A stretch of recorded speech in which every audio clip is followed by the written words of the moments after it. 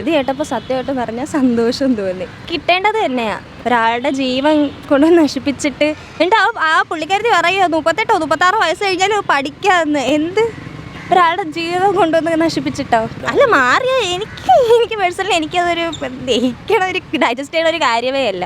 കിട്ടേണ്ടത് തന്നെ കിട്ടിയത്. അവൾ എന്തിനു പഠിക്കണം? അതല്ലേ അവൾ എന്തിനു പഠിക്കണം? വാർത്തയൊക്കെ കേൾക്കുമ്പോൾ സത്യം പറഞ്ഞാൽ ദേഷ്യമാണ് വരുന്നത്. എന്തോ തോന്നിയെന്ന് വെച്ചാൽ അവൾ എന്തായാലും മരിക്കാനുള്ളവൾ തന്നെയാണ്.